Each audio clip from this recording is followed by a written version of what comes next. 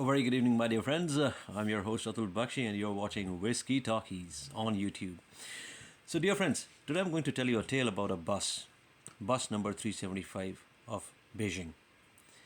And what inspired me to recite this story to you is that we recently went to Surrey and we were going to Guildford Mall. And right ahead of me was bus number 375. And I don't know why this bus number seemed very familiar, heard of. Uh, and I was really curious that how do I know this bus? What is my relation with this bus? I never traveled this bus before because I never traveled any. I lived in Surrey for 7 years, but I never traveled any took any bus from Guildford Mall. So I was wondering why is this number so familiar?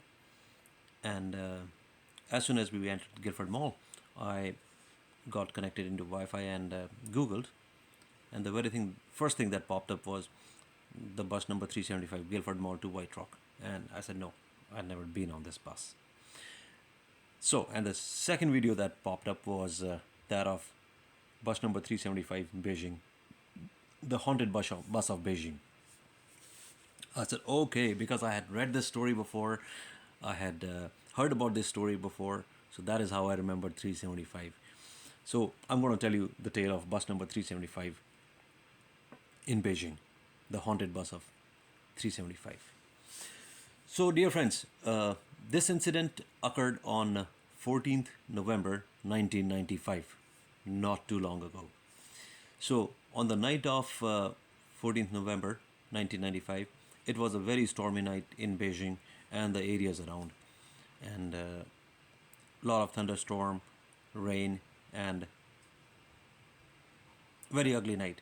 There was hardly any traffic on the road, and on this ugly night, a bus started from Yuan Ming Yang Station, bus terminal, going to Jiyang Shan, which is also known as Fragrant Hill Station. So, as I said, it was a stormy night and there were hardly any other vehicles on the road.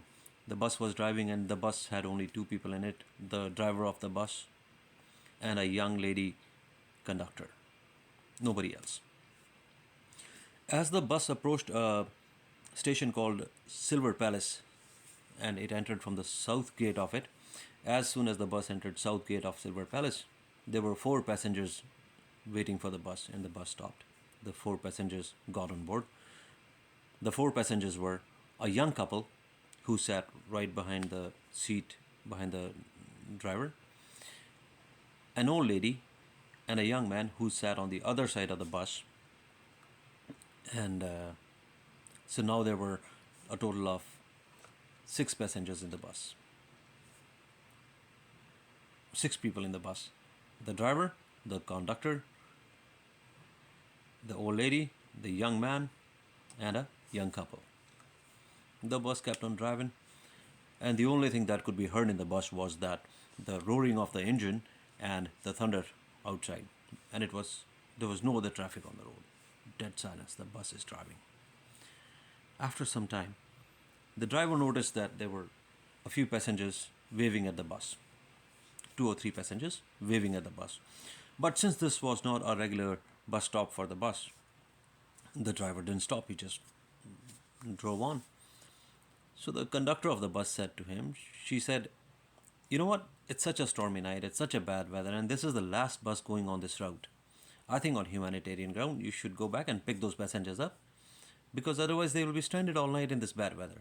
The driver said, okay, so he turned around, went to pick up those passengers. So earlier on, the driver thought there were only two passengers, but when he approached them, they were actually three passengers. The two passengers in the corner were holding the third passenger in between, and they were holding him in a manner as if he had an injury on the neck. He was just holding his head down. He had bowed down his head all this time, and the three passengers got on board the bus and took the very back seat.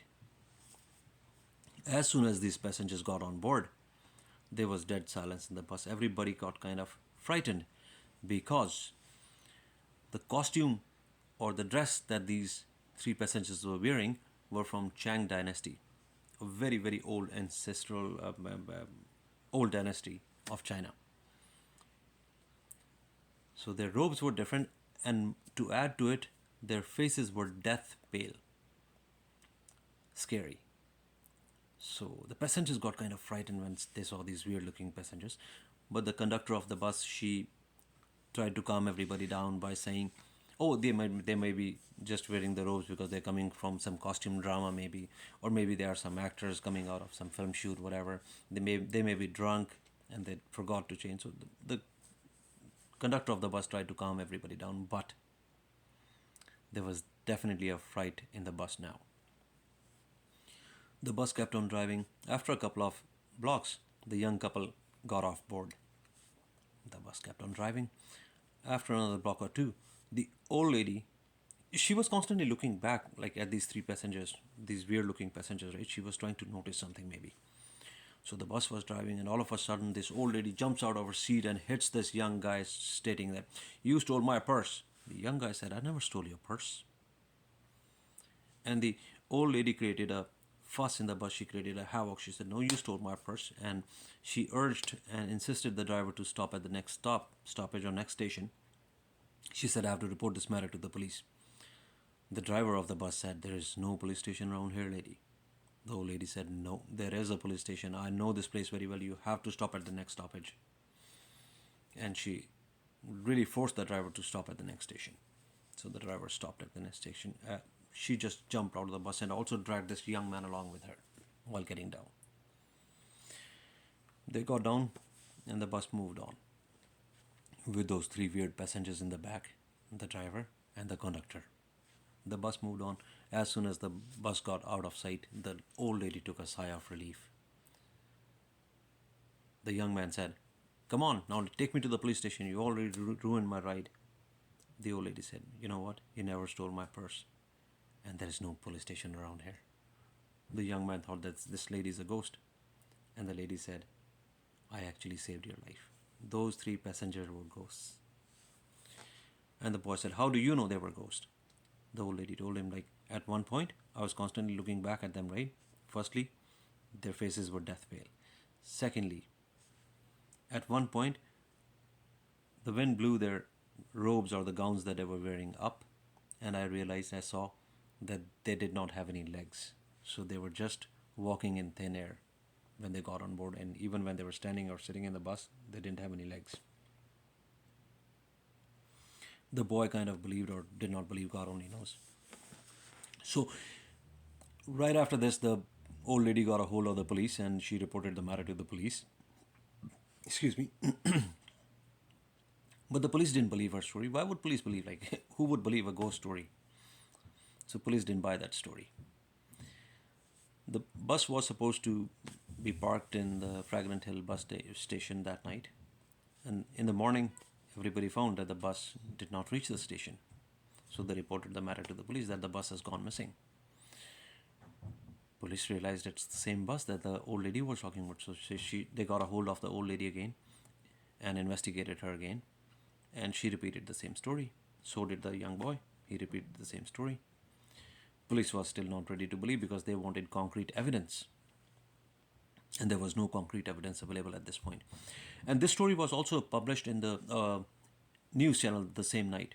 And the old lady and the young guy were also interviewed live on the news channels on the night of November 15th, 1995, in two different channels, the Beijing News and the Evening News.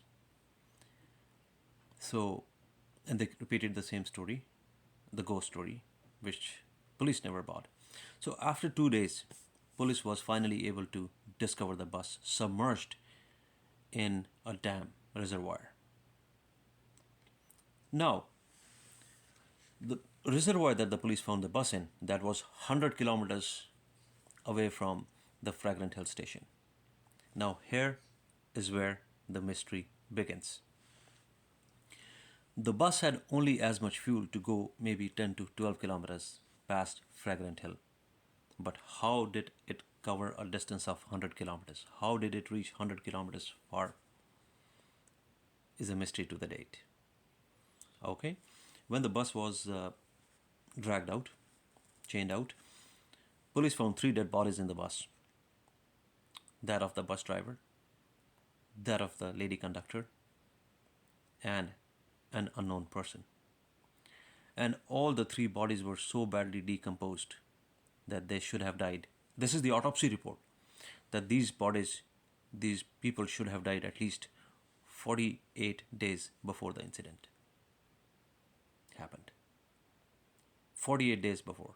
So they were so badly decomposed that it should have taken them 48 days to decompose to this level. It cannot happen in 2 days. Police tried to solve the second mystery because this remained unsolved.